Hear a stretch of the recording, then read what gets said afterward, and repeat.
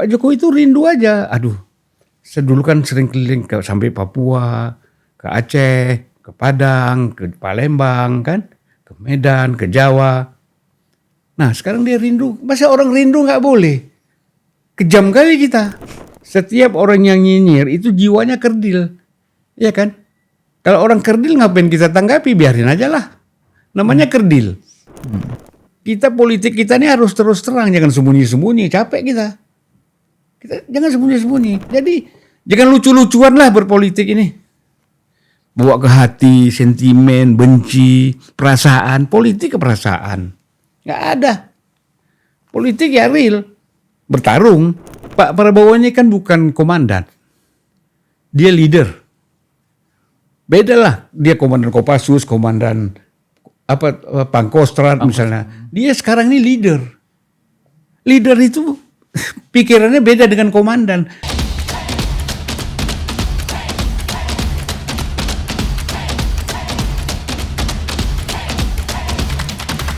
Oke, halo pemirsa Retorika Show. Kali ini gue bersama abang gue, panutan gue, guru gue. Gue banyak belajar analisa politik dari beliau. Siapa lagi kalau bukan Bang Zulfan Lindan. Kabar sehat Bang? Alhamdulillah. Alhamdulillah. Memang kalau ada apa-apa tentang Pak Jokowi, pergerakan Pak Jokowi, mulai ada pembicaraan tentang dia, apalagi langkah-langkah beliau, aku selalu penasaran dengan tanggapan dan apa yang abang sedang bayangkan tentang yang sedang dilakukan oleh Pak Jokowi. Kita langsung aja nih Bang. Ini Pak Jokowi ini kemarin ramai. Pas abang lagi agak rehat gitu ya, ramai nih. Beliau ingin jalan-jalan. Ya kan, ingin bertemu lah dengan orang-orang yang dalam tanda kutip mengundang beliau untuk hadir di satu daerah. Abang gimana? Abang tangkap gak maksud dan makna? Diprotes, ya kan? Oh iya tentu, banyak diprotes. Sama itu, partai lama Bang. PDIP. Kan? Abang coba jelaskan dulu ke aku, sebenarnya maksud dan tujuan Pak Jokowi jalan-jalan ini apa sebenarnya? Begini ya, saya ini kan pernah 2 kali jadi anggota DPR. Kalau kita jadi anggota DPR itu kan kita punya konstituen, para pendukung-pendukung kita, ya kan? Nah kita ada rasa kerinduan untuk kembali kepada mereka. Kapan ada kesempatan, kapan ada waktu, bagaimana untuk kembali berkomunikasi dengan mereka. Itu ada. Kalau betul-betul seorang dekat sama masyarakat. Tapi kalau anggota DPR duduk di hotel, ya kan, anggota DPR salon, mana ada kerinduan balik sama rakyat. Nah mereka yang protes ini kan nggak paham ini. Bahwa Pak Jokowi itu 2 periode menjadi presiden.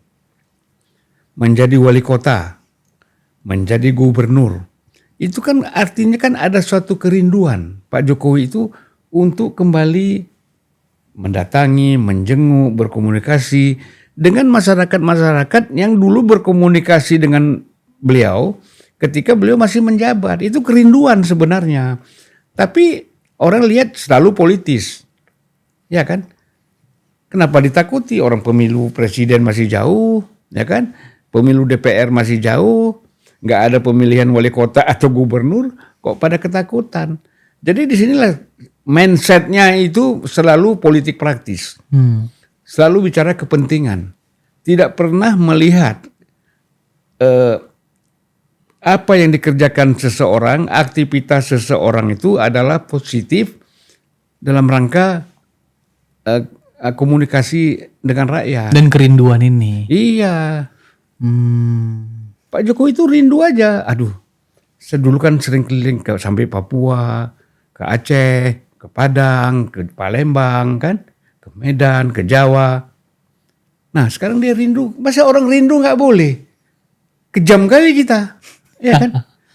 Jadi supaya kerinduan Pak Jokowi ketemu dengan rakyat dihambat. Kan diejek tuh Bang. Bilang itu untuk bawa ijazahnya tuh, untuk membukti kalau ijazahnya. Kan ada aja ejekan orang itu. Ya orang nyinyir itu kan kerdil. Ya kan? Setiap orang yang nyinyir itu jiwanya kerdil. Ya kan? Kalau orang kerdil ngapain kita tanggapi? Biarin aja lah. Namanya kerdil. Kalau kita juga menanggapi orang kerdil, makin kerdil kita. Biarin aja lah. Ya. iunan di urang lalungan di awak, kan gitu bahasa Padangnya. Nah, Mantap. Jadi abang membaca apa yang sedang dilakukan Pak Jokowi itu semata-mata hanya karena beliau merasakan kerinduan untuk bertemu lagi. iya. Tapi dampak politik kan dengan sendirinya itu ada. Iya kan? Kalau Megawati punya rasa kerinduan dengan rakyat, datanglah. Kalau Pak SBY merasa punya kerinduan dengan rakyat, kelilinglah Indonesia.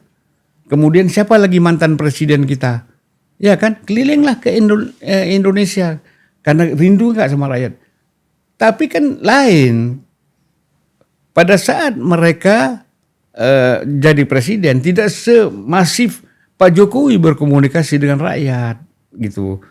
Sehingga nggak punya dampak. Kan semua orang punya hak. Siapa saja punya hak untuk mengunjungi rakyat. Ya kan? Kenapa Jokowi mau datang diprotes, dipersoalkan? Inilah yang saya katakan nggak menggunakan akal sehat, selalu kebencian, ya kan? Permusuhan yang ingin dibangun gitu loh. Itu persoalan pokoknya. Bang, kan kebencian ini kan salah satu dan salah banyaknya itu dari mantan partai abang.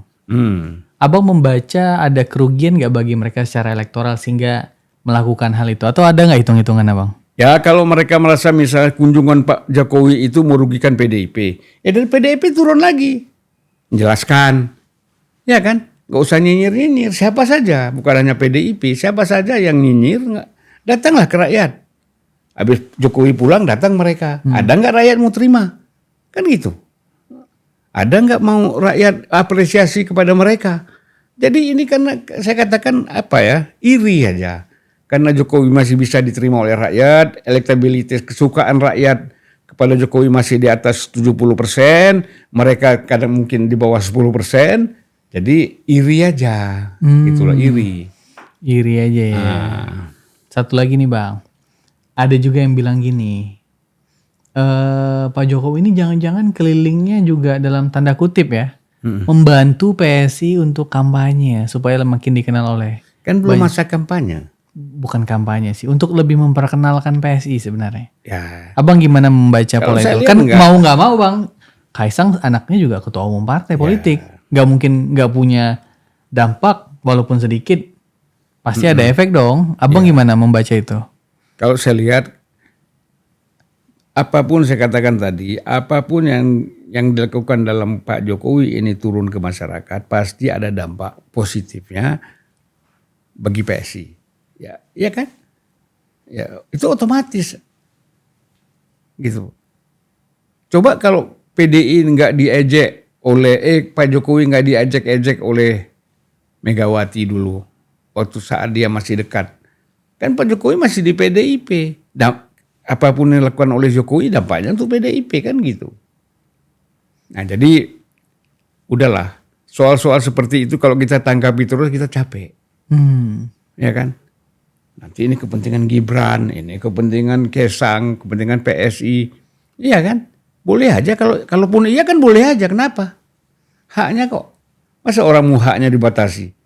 Iya kan? Haknya biar aja. Cuman orang yang ribut ini, yang nyinyir ini kerdil. Gak bisa melihat ini persoalan secara luas. Apapun yang dilakukan oleh Jokowi, jarum jatuh di rumahnya aja, kayak datang apa kan? Angin ribut, ombak besar, gempa. Itulah karena kebencian. Gak pernah lihat secara positif. Tapi kan kita tahu polanya Jokowi. Gak pernah menanggapi hal-hal seperti itu, ya kan? Seperti dia bilang, Pak Dasko itu tidak punya niat juga untuk misalnya mendiskreditkan Pak Jokowi dengan yang mic bocor itu kan. Oh iya yang waktu itu kan nggak pidato ada. di DPR. Dan orang ingin mengadu kan. Wartawan nanya ini Pak Jokowi. Jokowi kan santai. Karena Pak Jokowi tahu Dasko tidak ada niat untuk sesuatu yang negatif. Ya, jadi itu memang tipikal Pak Jokowi banget ya. Saya daripada hidup Jokowi kan lebih bagus hidup sehat. Ringan aja. Kalau orang lain udah mantas ini. Kalau orang lain begitu kan mungkin udah reaksinya kemana-mana. Udah somasi nih. Kalau yang lain udah somasi. Tapi kok Jokowi kan kita hidup sehat aja lah. Kan gitu. Ini juga bang. Kalau kita perhatikan pola atau agenda yang akan dilakukan Pak Jokowi. Itu adalah agenda-agenda ingin bertemu masyarakat, ingin bertemu rakyat di beberapa titik. Dan ternyata juga setelah ku cek ya, ku perhatikan juga antusiasnya besar sekali. Yang menunjukkan bahwa ternyata sampai hari ini pun Pak Jokowi ini sangat relevan masih di dunia politik. Kehadirannya itu ternyata masih dicari orang, Ya. masih dipikirkan orang. Sehingga dia turun pun ke lapangan, itu gemuruhnya besar sekali. Gini, Nah menurut abang, sepanjang mana ini akan terus berlangsung gemuruh terhadap Pak Ya, Jokowi ini? saya jelaskan dulu. Saya tidak ingin menyamakan Pak Jokowi dengan Nabi Muhammad. Tapi kan walaupun Nabi Muhammad itu sudah meninggal 1400 tahun yang lalu, kan dirindukan oleh rakyat. Kira-kira Jokowi kan masih dirindukan oleh rakyat dalam konteks lain, dalam konteks Indonesia, bukan dalam konteks agama. Iya kan? Nah, pertanyaan kau apa tadi? Sepanjang mana Pak Jokowi bakal relevan? Selama dia berkomunikasi dengan rakyat, masih tetap relevan. Ada gak sih, kan apa tadi bahas Nabi, ada gak sih di era Nabi tokoh yang kayak Pak Jokowi gitu, ada gak sih Bang? Karena Tokoh? gini, kalau kita bicara yang dekat sama rakyat, ada tokoh-tokoh seperti Abu Dzar Al-Ghifari misalnya. Itu kan dikenal pikiran-pikirannya kritis, selalu komunikasi dengan masyarakat.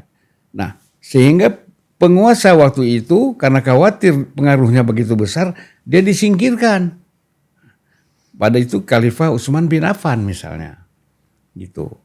Ya kan? Nah, jadi sekarang ini Pak Jokowi tidak disingkirkan oleh pemerintah Pak Prabowo, tapi musuh-musuh yang anti sama dia, benci sama dia, nggak suka sama dia, ingin menyingkirkan Jokowi dari rakyat. Ya kan? Ini kan semua ini provokasi ini supaya Jokowi nggak jadi turun, Jokowi jadi khawatir, Jokowi disalahkan itu. Mereka pikir Jokowi ini jiwa kecil, kerdil, seperti mereka. Ya kan? Jokowi nggak ada urusan, saya mau dicaci maki, dibenci. Tujuan saya adalah berkomunikasi dengan masyarakat. Dampaknya ada buat PSI, ada, ya kan? Apa itu salah? Nggak salah. Di mana salahnya? Nggak ada. Itu Megawati pakai foto Bung Karno di mana-mana nggak diprotes kok. Ya kan? PDI dari tahun berapa? Dari tahun 96 pajang terus foto Bung Karno. Ada yang salah nggak? Apakah kalau foto Bung Karno digunakan dapat manfaat buat PDIP, buat Megawati, Puan, macam-macam, boleh nggak? Ya boleh aja. Yang lain juga boleh. Gunakan foto Bung Karno kan dampaknya ada ya ada. Karena mengapa sampai sekarang masih dipertahankan foto Bung Karno oleh PDIP? Ya karena itu. Kan orang nggak pernah protes. Nggak perlu diprotes juga, itu boleh-boleh aja, siapapun boleh. Begitu juga Jokowi. Ya kan? PSI mau tempel foto Jokowi boleh aja. Kenapa nggak boleh? Itu menguntungkan PSI. Ini pikiran kayak begini ini. Kerdil, menurut saya manusia kerdil ini kalau kayak gini nggak maju-maju bangsa ini. Nggak pernah memikirkan sesuatu hal yang besar.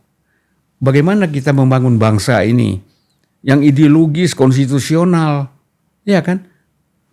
Untuk membangun bangsa ke depan. Jadi diskusinya soal Jokowi, kebencian, nah itulah parahnya.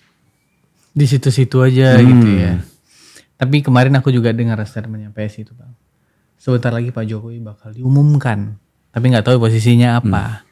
Tapi dalam waktu dekat lah katanya. Terus kira-kira substance beritanya begitulah.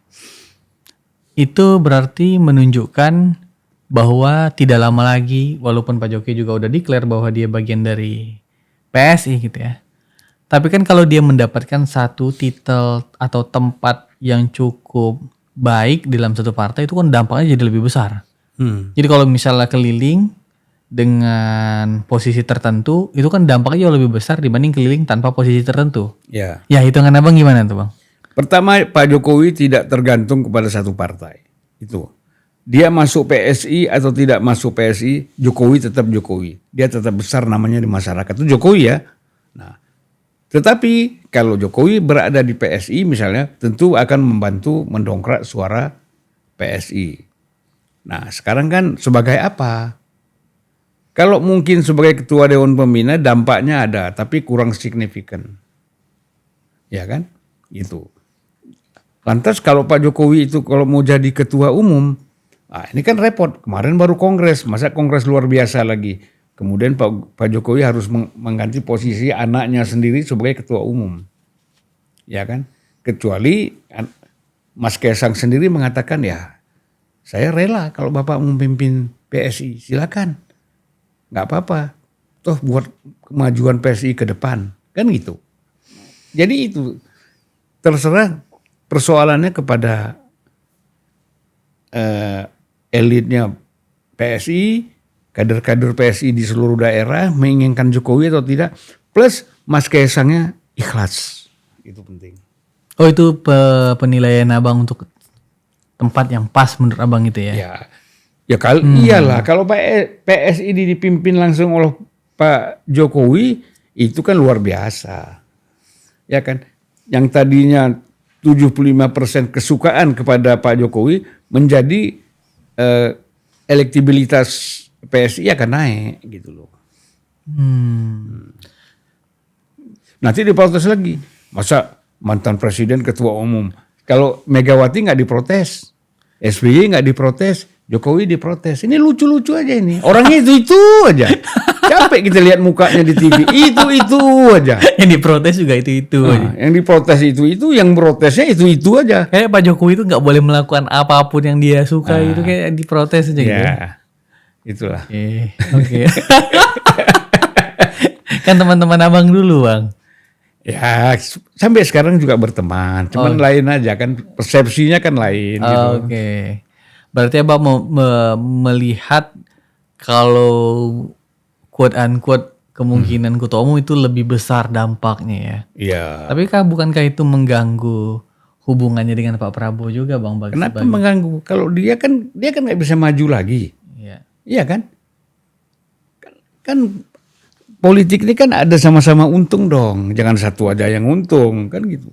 Kalau Pak Jokowi misalnya jadi ketua PSI, bilang sama Pak Prabowo, oke, masih tetap Prabowo Gibran maju 2 periode. Apa salahnya? Iya kan? Apa salahnya? Nggak ada salah kan? Politik kita ini harus terus terang, jangan sembunyi-sembunyi. Capek kita jangan sembunyi-sembunyi. Bahwa PSI kepingin Prabowo Gibran 2 periode. Salah? Nggak salah. Iya kan? Gitu. Kecuali Pak Prabowo memang punya calon wapres lain, itu soal lain. Kalau Pak Prabowo punya calon wapres lain, kalau Gibran diajukan sebagai presiden, salah nggak capres? Nggak salah juga. Jadi jangan lucu-lucuan lah berpolitik ini. Bawa ke hati, sentimen, benci, perasaan. Politik ke perasaan. Nggak ada. Politik ya real. Bertarung. Kan gitu. Abang juga dulu bertarung di Nasdem. Bertarung kita. Jadi bertarung sama siapa dulu abang di Nasdem itu? Di era abang?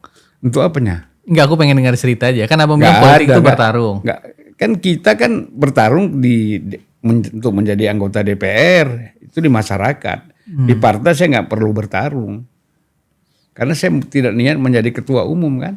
Nah, tapi kalau ketua umumnya brengsek, kalau ketua umumnya main kasar, ketua umumnya nggak demokratis, pasti kita lawan, gitu aja. Oh, itu value pertarungan di politik. Iya. Yang mestinya nggak perlu pakai hati, tapi ya udah bertarung aja gitu. Iya, bertarung. Saya kan terbuka. Saya ngeritik ketua umum Nasdem kan terbuka. Yang tertutup ada, ya kan? Tapi kalau tertutup nggak diperhatikan, terbuka kita. Gitu. Kembali lagi ke persoalan Pak Jokowi bang. Kalau kita juga perhatikan bang, ini kan tentu Pak Jokowi itu kan pasti memikirkan Mas Gibran juga dong untuk periode selanjutnya. Ya, bagaimanapun anak lah, walaupun pada akhirnya kita yakini Mas Gibran juga punya keputusan atas hidupnya sendiri. Tapi kan jarang juga kita melihat situasi di mana wakil presiden itu 2 kali berturut-turut, kan nggak ada bang ya? Ya nggak ada. Selalu ganti di periode kedua. Nah, abang tadi bilang pasti ada efeknya. Tapi efek semacam apa bang? Yang pada akhirnya Pak Jokowi dan Gibran akan lakukan manuver kah? Atau kira-kira persiapan kah? Atau ada pertimbangan lain kah? Menurut abang gimana? sampai hari ini setahu saya Jokowi tetap berteguh pada 2 periode Prabowo Gibran. Itu. No nego ya, nggak ada nego-nego. Ada nego-nego. Gibran masih muda, masih ada waktu, ya kan? Gak usah terburu-buru. Tetapi bagaimana? Kan namanya politik bisa aja, ya kan? Teman sejati dan teman tidak sejati kan? Politik kan penuh dengan berbagai kepentingan dan hitungan. Kalau hitung-hitung dan kepentingan segala macam, Pak Prabowo menilai bahwa dia rugi kalau dia bersama Gibran atau dia untung dengan bersama Gibran misalnya. Kalau dia merasa rugi, oke, dia lepas Gibran. Kalau gitu Pak Jokowi dan PSI dan banyak mungkin beberapa partai lain berpikir, ya udah Gibran maju presiden. Kan bisa. Kan negosiasi aja. Oh, nanti Pak Prabowo kalah lawan Gibran, ya biasa aja lah. Prabowo kan udah pernah selesai 1 periode, ya kan? Mungkin Gibran pun kalah dengan Prabowo atau dengan siapa, biasa aja. Politik ini bagaimana membangun. Lula masuk penjara, ya kan? Lula masuk penjara tuh di Brazil, tapi dia bisa bangkit lagi jadi presiden lagi. Jadi harus begitu. Xi Jinping bapaknya masuk penjara, dimusuhi oleh Mao, ya kan? Tapi pada masa Deng Xiaoping muncul lagi dia akhirnya Jinping. Jadi politik ini jangan cengeng. Nggak boleh cengeng, gembeng kata anak Medan. Jangan cengeng, kalah bangun lagi. Prabowo kan udah melakukan itu. 4 kali kalah, bangkit lagi. Itu kan hebat. Ya kan? Setelah jadi presiden orang banyak kritik itu soal lain. Tapi ada hakikinya di situ gitu loh. Gibran kalau kalah nanti nggak apa-apa, bangkit lagi terus, jangan berhenti. Anwar Ibrahim tuh di Malaysia, zaman Mahathir berapa tahun masuk penjara. Tuduh ini, tuduh itu, bangkit lagi dah, bikin partai, bikin segala macam. Kan bisa lagi. Jadi politik jangan cengeng. Ya. Kasih dulu contoh politisi cengeng. Hah? Kasih dulu contoh politisi cengeng. Aduh, aku nggak mau lah kalau nyinggung-nyinggung orang, nanti somasi lagi. Inilah kalian kadang-kadang, ya kan? Karena ini musim somasi. Oke, musim somasi. Jangan. Oke. Berarti poin abang jangan jadi politisi cengeng. Kalau bisa teguh, lawan, hadapi gitu ya. Hadapi. Gak perlu marah-marah paling bang ya. Nggak perlu marah-marah, nggak perlu mengejek, nggak perlu ini nyinyir, ya kan? Benci, musuh, nggak perlu lah. Bang, tapi kapan terakhir abang ketemu Pak Jokowi? Bang? Udah ada? Besok pagi ketemu. Makanya besok aku turunkan ini. Saya besok pagi jam 10 ketemu Pak Jokowi. Oke. Apa agenda yang ingin abang obrolkan? Ya, ini kan tayang besok nih kan, masih taping nih. Aku penasaran apa yang bakal abang pengen obrolkan. Ya pertama silaturahim. Ya. Udah lama nggak ketemu, ada kira-kira 4 bulan. Saya nggak berkomunikasi dengan Pak Jokowi. Dan bukan saya sendiri, ada beberapa teman ya, Darmizal, Irma Suryani gitu kan, dan lain-lain untuk berkomunikasi dengan Pak Jokowi. Tentu menanyakan kesehatan, kan karena kan beliau sakit sebelumnya. 4 bulan ini udah sehat. Kira-kira untuk turun ke daerah bagaimana Pak rencananya, kan kita gitu. Jadi ya santai-santai aja, nggak ada yang spesifik. Kalau spesifik itu pasti 4 mata. Ini nanya kabar aja ya. Kabar aja, rame-rame kok ada 5-6 orang kan. Nggak ada yang terlalu serius. Sambil jalan-jalan makan kambing kan bang. Ya kalau apa tuh namanya tengkleng. Tengkleng di depan rumah Pak Jokowi itu enak tuh Pak Dahlan. Iya, kita kemarin ke situ bang. Iya. Ya. Kau nih lah nggak ngomong-ngomong, orang kok Pak Jokowi kok sibuk, kau ke rumah Pak Jokowi diam-diam aja kau nih lah, nggak jelas. Bang, kita kembali lagi ke persoalan politik. Kalau kita geser sedikit ya bang, selain dari Pak Jokowi ya, selain dengan gonjang-ganjing Pak Jokowi jalan-jalan, kita juga lihat sekarang stabilitas politik Indonesia ya so-so lah, nggak yang gimana-gimana, tapi stabilitas ekonominya agak naik turun. Pasti abang mengikuti dong. Iya. Salah satu yang menarik adalah rupiah yang melemah, dolar yang meningkat, dolar Singapura juga menguat. Semua mata uang Dan rupiah melemah. Dan itu juga menjadi tantangan bagi Pak Prabowo sebagai pemimpin yang harusnya berani yang abang bilang tadi. Yeah. Jangan sampai dia lemah atau terlihat lemah untuk menghadapi situasi yang hari ini. Tapi pertanyaanku adalah seberapa optimis abang dan seberapa yakin abang Prabowo bisa mengendalikan keadaan, quote unquote, stabilitas ekonomi dan politik ini, Bang? Pertama, otomatis rupiah kita melemah, ya. Dalam kondisi wajar pun rupiah pasti bisa melemah selama kita didominasi oleh impor pangan segala macam, ya, manufaktur, industri kita semua impor. Ya otomatis, ya kan, kalau impor kan kita pasti dolar yang banyak kita beli kan, gitu. Barang kita tinggi harganya karena seiring dengan tingginya harga menguatnya dolar gitu kan. Nah jadi selama kita barang-barang impor lebih banyak daripada ekspor, itu tentu ekonomi kita dan terutama rupiah itu akan melemah. Bahkan ada orang mengatakan bahwa sesungguhnya segini nih, 18.000 ini, 19.000 itu harusnya rupiah memang segitu. Karena selama ini kan diintervensi, sejak 14.000 tuh intervensi terus kan. Nggak kuat juga, naik juga akhirnya. Dan ini meningkat terus, kita lihat hari per hari itu kan. Itu kemarin 17.800 mau ke 18.000. Ya nanti naik terus per hari itu meningkat kan, melemah terus rupiah. Bukan terhadap US, terhadap seluruh mata uang kita melemah. Terhadap euro kita sekarang 21 ke atas, 21.000 ke atas. Singapura hampir 14.500. Begitu juga terhadap Malaysia, Thailand dan macam-macam. Gitu. Kecuali terhadap peso lah kita sama-sama lemah. Filipina kan. Iya. Nah, jadi kalau menurut saya bahwa perlu ketenangan ini memikirkan ekonomi ini. Jangan gerasa gerusu. Nggak perlu kita bikin ini, besok bikin ini, besok bikin itu. Ini gonjang ganjing. Masa Pak Jokowi itu kan nggak ada yang gonjang ganjing. Mungkin apa yang diambil itu benar, tapi langkah-langkahnya terlalu cepat.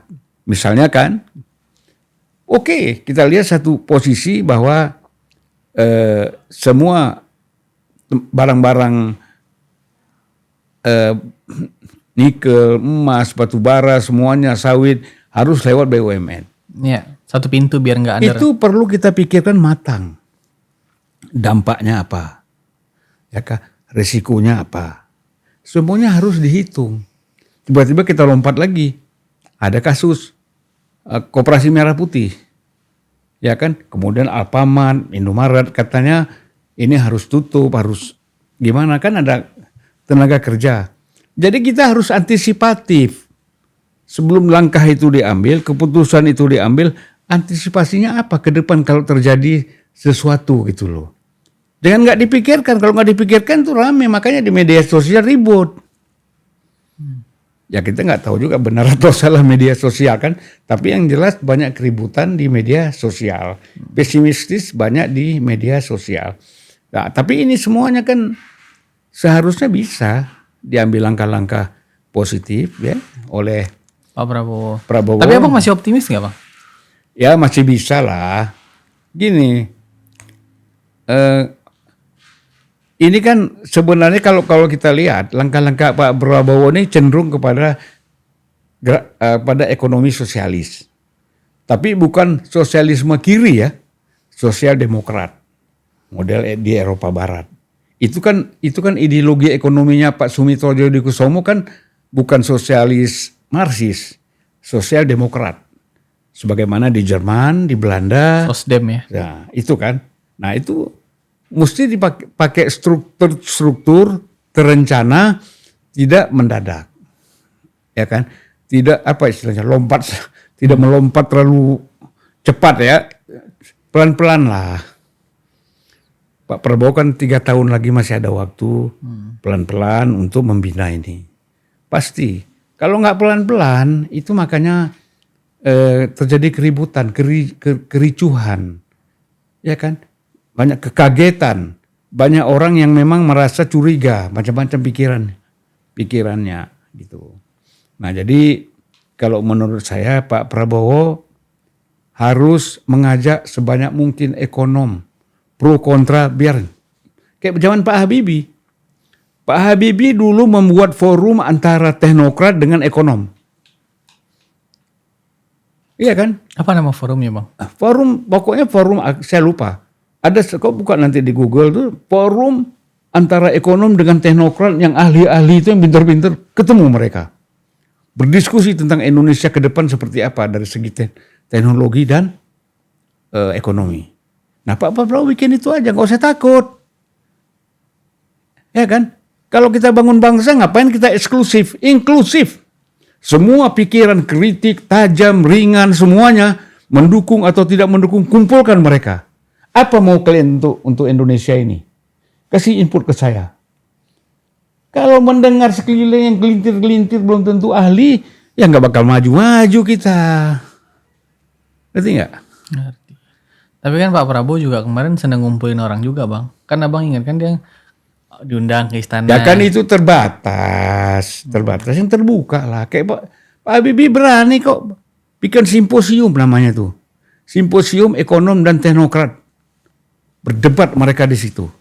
Apa hasilnya? Itu yang dipakai, itu yang terbaik. Dulu kita ada perdebatan namanya Perhepi.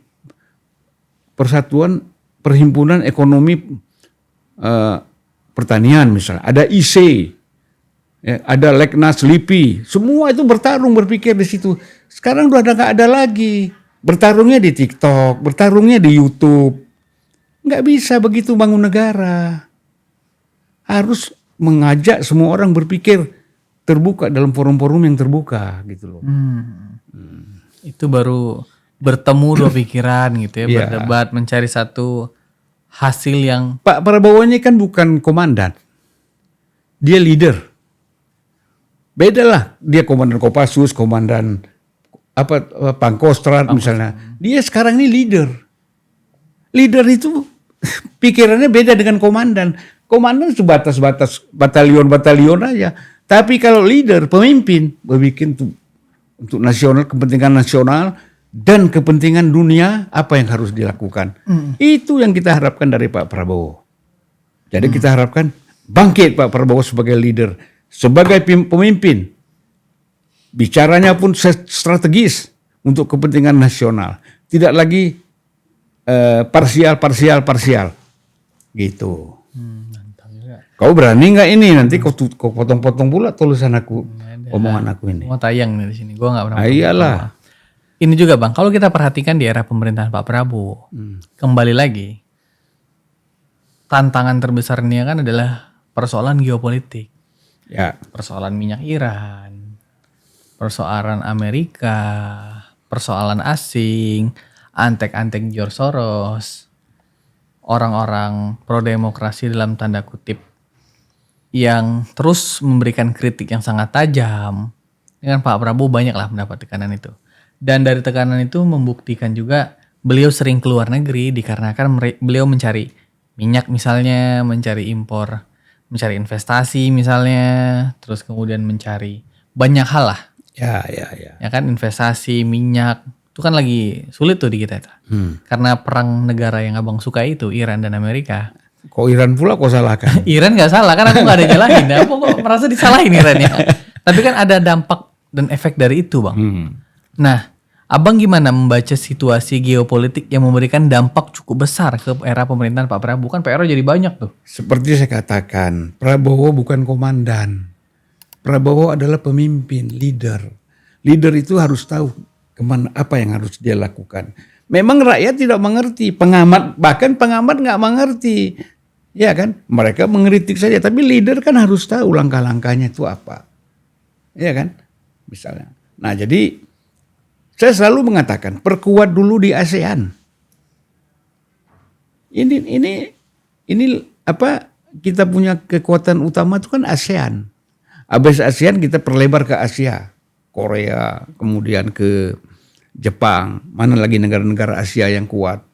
Baru kita masuk ke negara-negara yang lebih luas, gitu loh. Jadi step by step aja, sabar aja. Nggak perlu kita parsial, emosional menanggapi persoalan ini, gitu ya.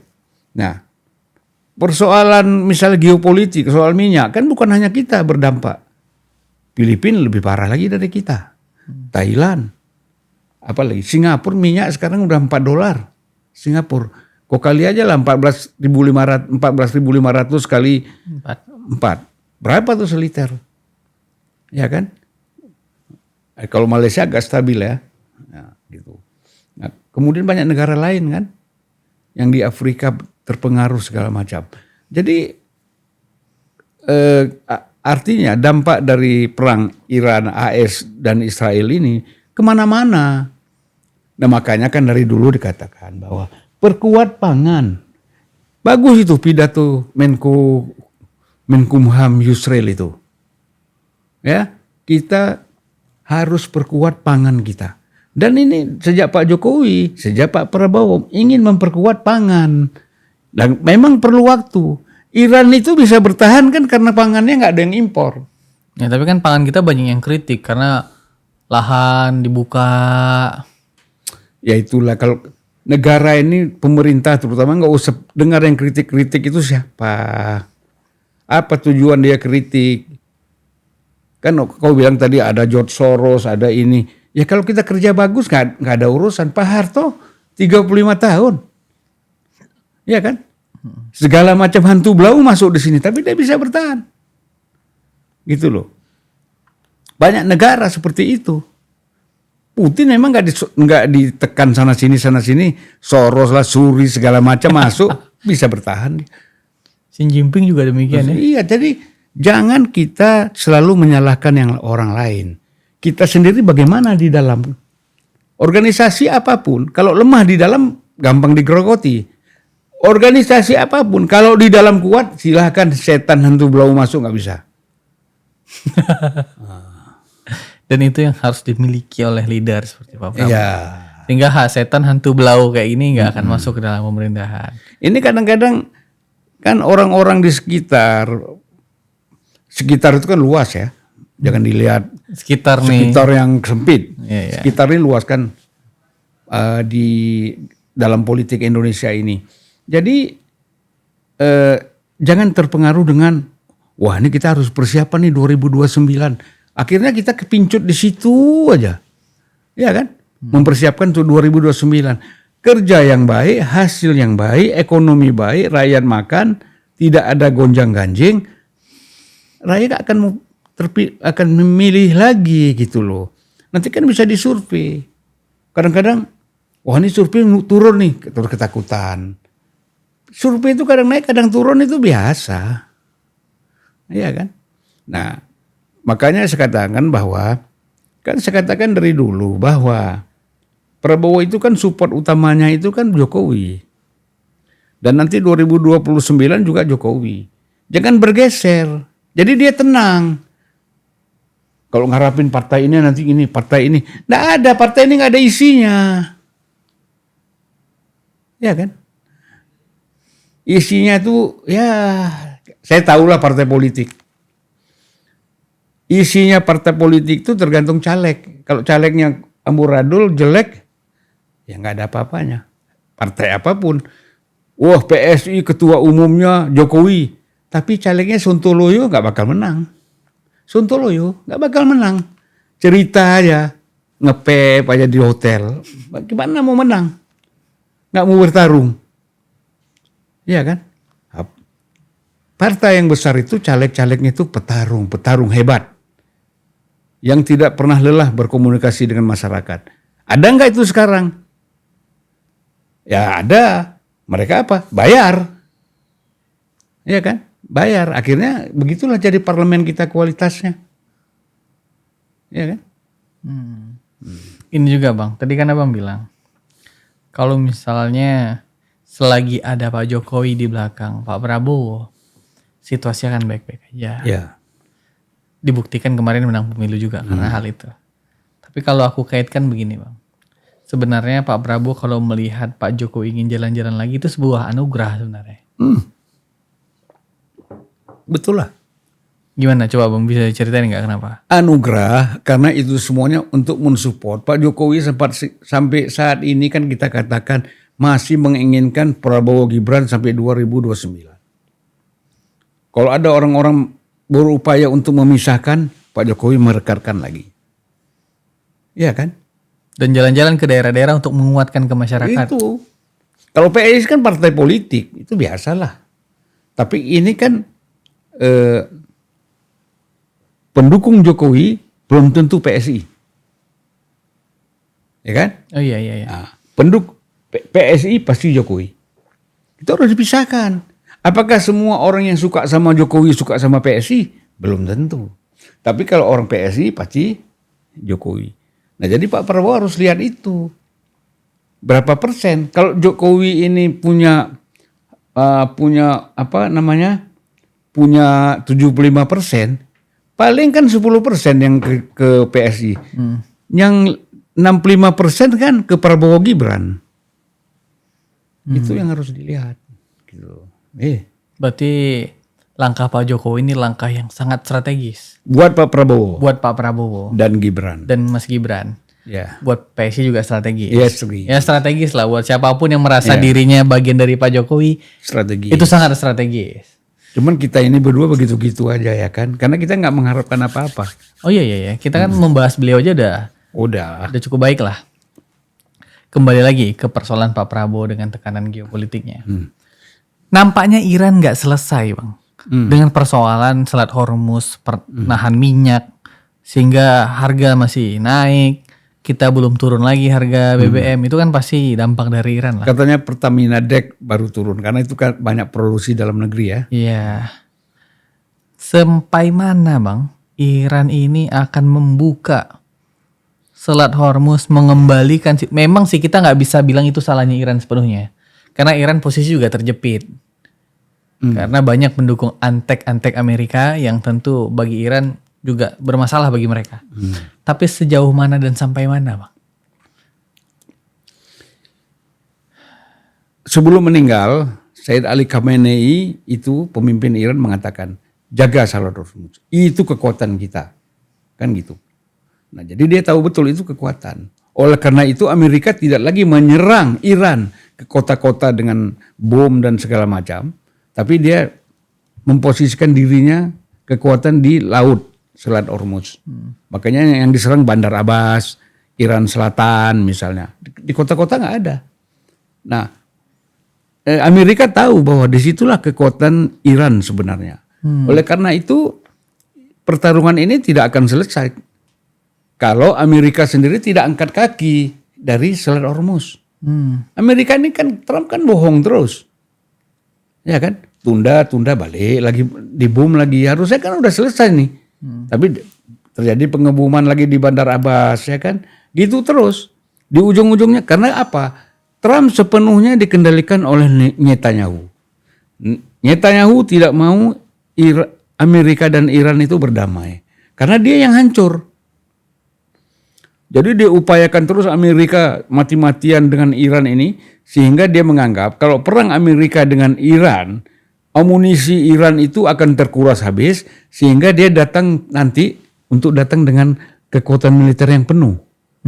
Itulah sebenarnya tujuan daripada Israel, Netanyahu ya.